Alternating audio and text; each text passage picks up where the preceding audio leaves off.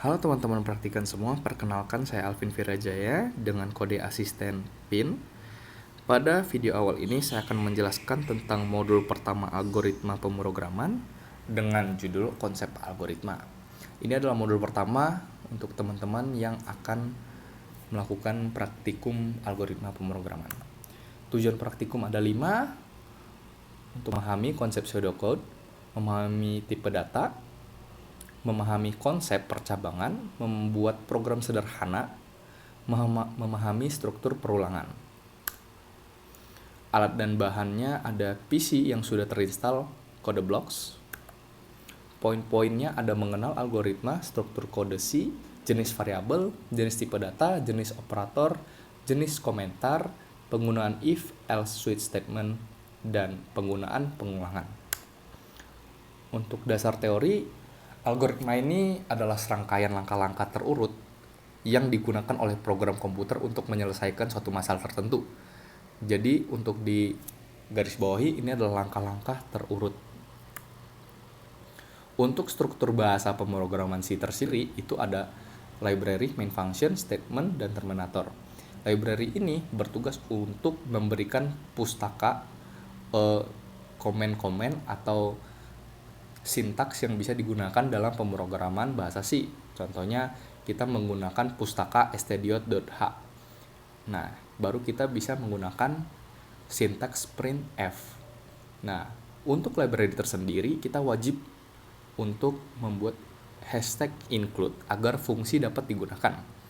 Selanjutnya ada main function. Ini adalah titik awal eksekusi program dengan biasanya kita menggunakan in main. Selanjutnya ada statement. Statement ini untuk instruksi dalam kode program. Ini dieksekusinya secara berurutan dari atas ke bawah dan bisa dipengaruhi oleh loop atau if. Dan selanjutnya ada terminator. Terminator ini berfungsi untuk menghentikan suatu program atau emang programnya sudah berakhir. Yaitu ada return null dan break. Contohnya ada di sebelah kanan. Selanjutnya ada variabel dan konstanta. Variabel dan konstanta ini untuk variabel lokasi untuk menyimpan nilai yang dapat berubah selama program berjalan. Dan konstanta sebagai namanya konstan, itu nilainya tetap tidak bisa diubah selama eksekusi program. Untuk tipe data ini adalah sesuatu yang menentukan jenis nilai yang dapat ditampung oleh sebuah variabel. Jadi tipe data ini itu yang menentukan si variabel ini tuh bisa menyimpan data apa aja sih, nilai apa sih yang bisa disimpan. Contohnya ada integer, float, dan double.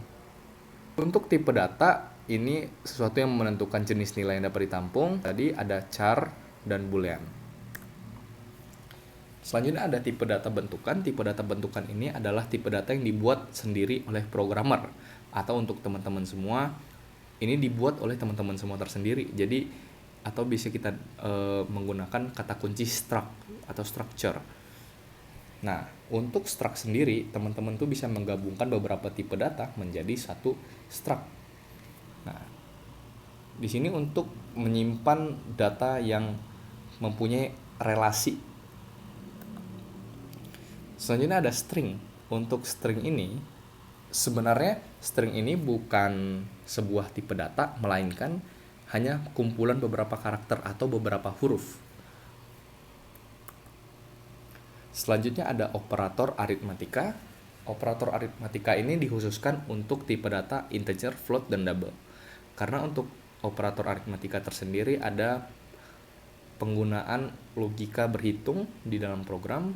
Contohnya adalah multiplication perkalian, subtraction pengurangan, division pembagian, addition penjumlahan, dan modulo sisa hasil bagi. Untuk cara kerja modulo tersendiri, ini adalah contohnya ada angka 10, A bernilai 10, B bernilai 20. Modulus ini adalah, jadi pertama dibagi dulu antara A dan B. Tergantung komen, kalau di sini itu adalah A modulo B, berarti A dibagi dengan B, sisanya berapa. Nah, untuk A dibagi dengan B, 10 dibagi dengan 20, kan udah nggak bisa dibagi kan, berarti hasilnya 10. Begitu untuk modulo. Selanjutnya ada komentar. Komentar ini adalah sebuah fitur dalam hampir semua bahasa pemrograman termasuk bahasa program C. Komentar ini tuh membantu programmer dalam mendokumentasikan kode yang mereka tulis agar dapat lebih mudah untuk dibaca di mata orang awam. Komentar ini tuh tidak akan terbaca oleh program tersendiri, melainkan ini hanya untuk menjelaskan secara kata-kata untuk menjelaskan kepada orang awam yang sedang membaca program kita. Selanjutnya ada format tipe data dalam C. Ini untuk memanggil ataupun menyimpan data, menyimpan nilai. Untuk integer itu ada %d dan %i. Untuk float itu ada %f. Dan untuk pangkat %e, untuk pendek %g, untuk double precision itu %lf, karakter %c, string %s, dan begitu seterusnya. Untuk operasi logika tersendiri, ini ada 3 operasi logika yang sering banget kita pakai. Bahkan untuk kalian menyusun suatu program, kita pasti akan menggunakan operasi logika. Operasi logika tersendiri ada logika AND, logika OR, dan logika NOT. Logika AND itu adalah ketika 2 nilai bernilai benar, maka hasilnya adalah true. Jadi ketika ada 2 statement program yang bernilai benar, baru dia bernilai true. Untuk logika OR, seperti logikanya tersendiri OR, salah satu yang benar itu udah bernilai true. Kalau tidak ada yang benar, bernilai false, atau bahkan dua-duanya benar, pasti bernilai true. Jadi untuk OR dan AND itu hanya bedanya di bagian salah satu atau dua-duanya. Untuk NOT tersendiri, jadi NOT ini sebagai kebalikannya dari nilai tersebut. Ya, misalkan jika ini tidak, nah jika tidak maka bernilai true, jika iya bernilai false. Jadi untuk logika NOT dipakai dalam logika seperti itu. Untuk operasi relasi tersendiri itu ada lebih besar dari, lebih kecil, dan lebih besar sama dengan, lebih kecil sama dengan, dan sama dengan. Dan untuk sama dengan ini, ingat untuk teman-teman tidak hanya dipakai satu sama dengan aja. Untuk menggunakan logika relasi ini menggunakan 2 tanda sama dengan atau tidak sama dengan. Ini yang kita sebut dengan not nih, yang tadi kita sebut.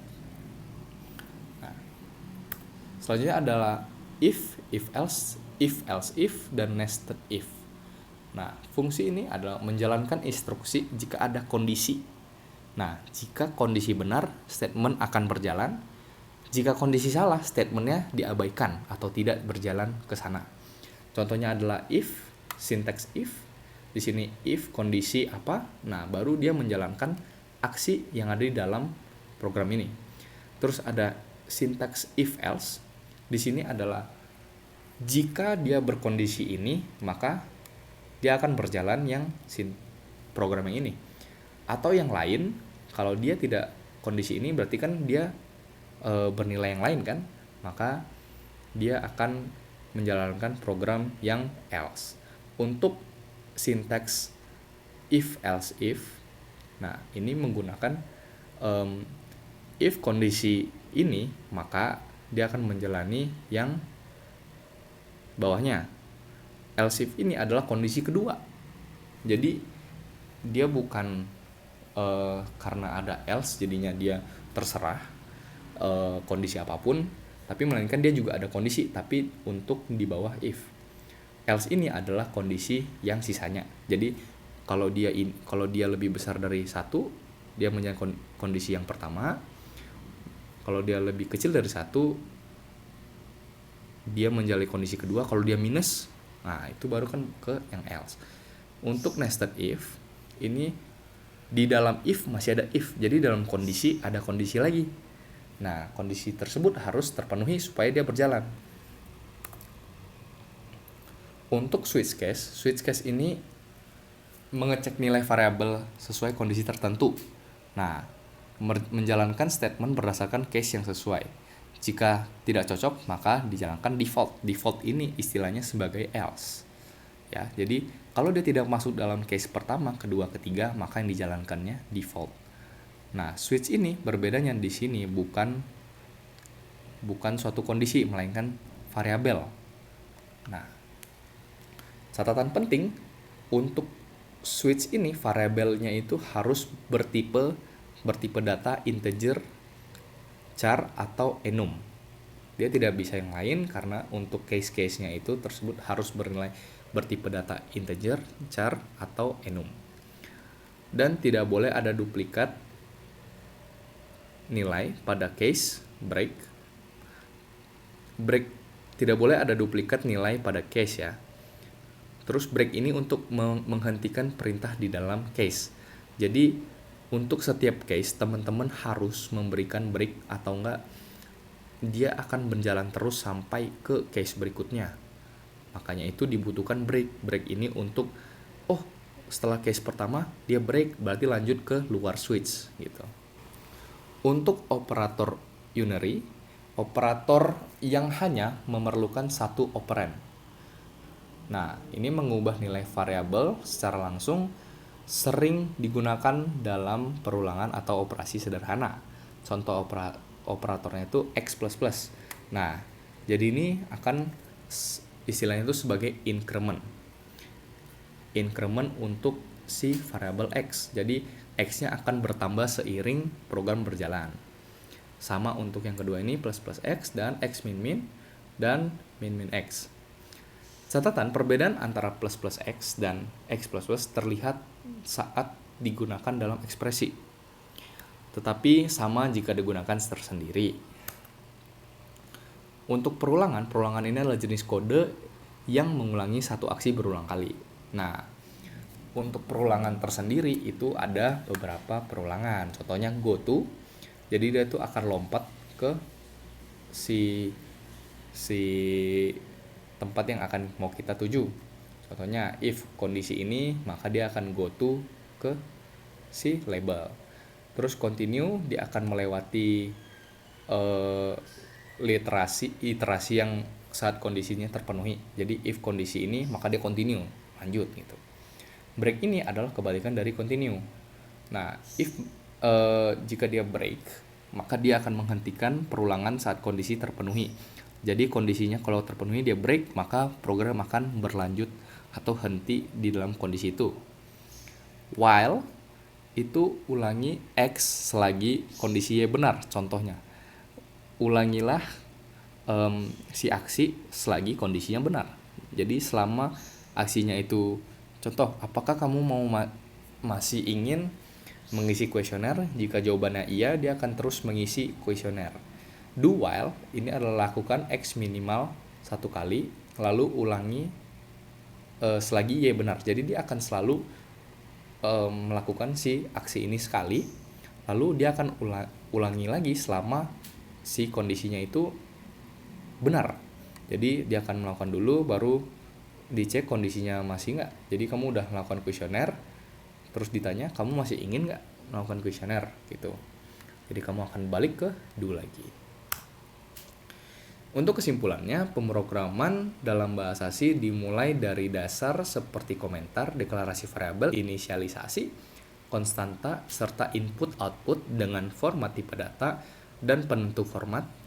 Dilakukan dengan struktur seleksi kondisional, yang tadi ada if, else, dan switch case, dan operator aritmatika, logika, relasi, dan unary untuk perhitungan dan evaluasi kondisi, serta konsep perulangan for, while, do while, dengan kontrol alur, break, continue, goto, sehingga secara keseluruhan bahasa C menyediakan fondasi yang kuat, sederhana, fleksibel, dan mampu membangun program terstruktur, logis, dan kompleks. Baik, selanjutnya ada contoh soal.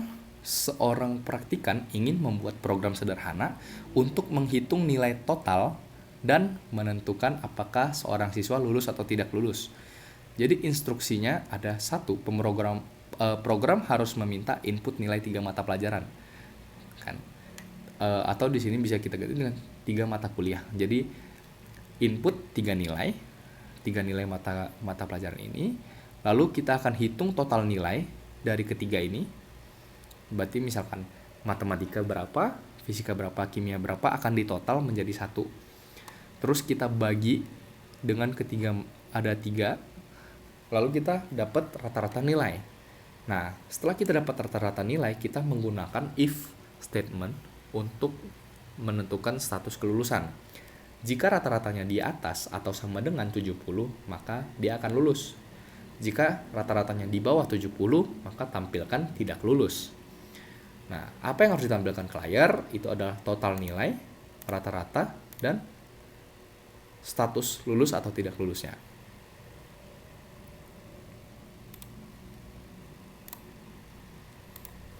Baik, untuk programnya, pertama seperti yang awal kita harus mencantumkan include stdio.h, lalu kita lakukan program main.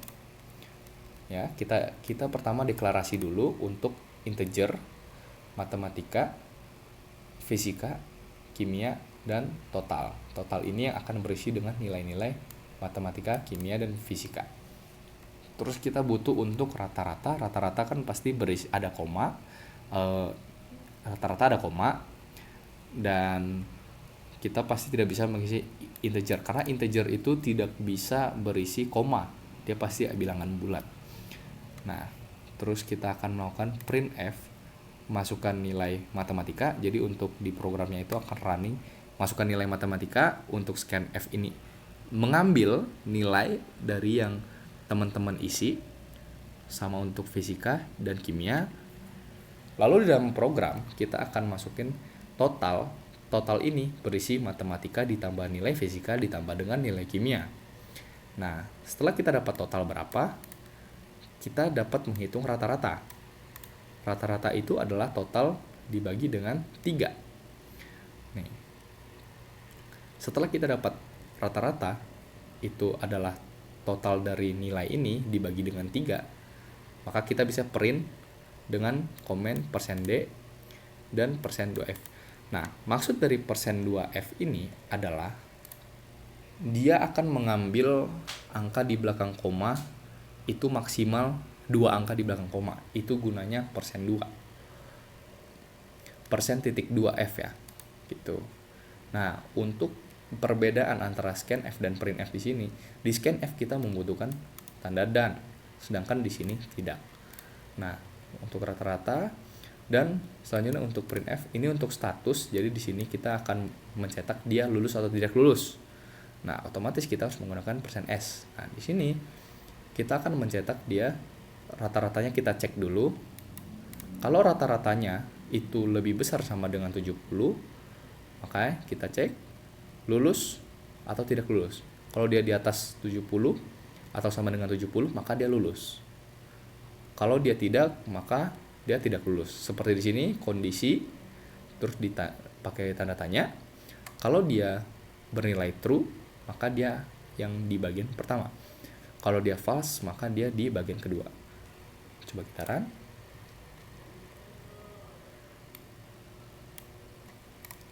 Masukkan nilai matematika. Contohnya, nilai matematikanya 65, nilai fisikanya 80, nilai kimianya 75.